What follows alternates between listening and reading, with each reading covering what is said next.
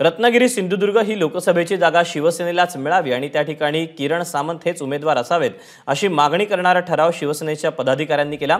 भाजप या जागेवर दावा करत असताना शिवसेनेचे पदाधिकारी मुख्यमंत्री शिंदेंना हा ठराव देण्याच्या तयारीत आहेत। त्यामुळे लोकसभाच्या जागेवरून चुरस वाढली। या संदर्भात शिवसेनेच्या पदाधिकाऱ्यांशी संवाद साधलेला आहे अमोल मोरेनं। रत्नागिरी सिंधुदुर्ग या लोकसभेच्या मतदारसंघातून कुणाला उमेदवारी मिळणार, अर्थात राज्यात चर्चेला जात असलेला प्रश्न आहे आणि आता शिवसेनेच्या पदाधिकाऱ्यांनी एक ठराव केलेला आहे। तो ठराव नेमका काय आहे तुम्ही समजून घेणार आहे, कारण की भाजपने देखील या जागेवरती दावा केलेला आहे। ठराव केलात त्यामध्ये किरण सामंतांच्या नावासाठी तुम्ही आग्रही आहात, शिवसैनिक शहरातले किंवा स्थानिक पदाधिकारी, अगदी जिल्ह्यातले पदाधिकारी असं कळतंय। ठराव काय केलात आणि पुढची प्रोसिजर काय असेल? आजची आमची शिवसेनेची कार्यकर्त्यांची आणि माजी नगरसेवकांची आज बैठक झाली। त्या बैठकीमध्ये आम्ही असा ठराव मांडला की किरण भैया सामंत यांना आपली उमेदवारी मिळावी। हा ठराव आमचा पक्षश्रेष्ठींच्याकडे आम्ही हा ठराव पाठवणार।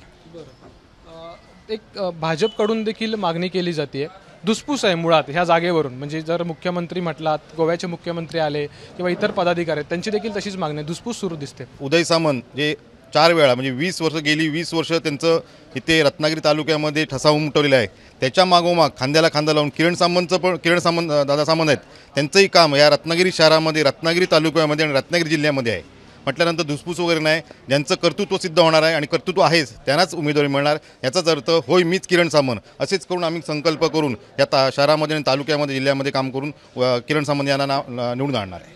प्रत्येक मतदारसंघात, प्रत्येक विधानसभेत जे 6 विधानसभा मतदारसंघ आहेत, तर भैयांनी आपल्या कार्याचा एक वेगळा ठसा उमटवलेला आहे। आणि नुसती आम्ही शिवसेनेचीच लोक नाही आहोत त्यांच्याबरोबर, तर संपूर्ण जनता जी आहे, सर्वसामान्य गरीब जनता जी आहे आणि सर्व थरातली जनता आहे, सर्व जाती धर्माचे जे लोक जे आहेत ते पूर्णपणे भैयांच्या पाठीशी आहेत। या पदाधिकाऱ्यांना विश्वास एकच आहे की उमेदवारी भैया सामंत यांनाच मिळणार।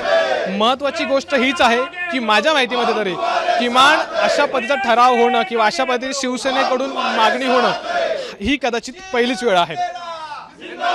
कॅमेरामॅन महबूब शेखसह अमोल मोरे, एबीपी माझा, रत्नागिरी। एबीपी माझा, उघडा डोळे बघा नीट।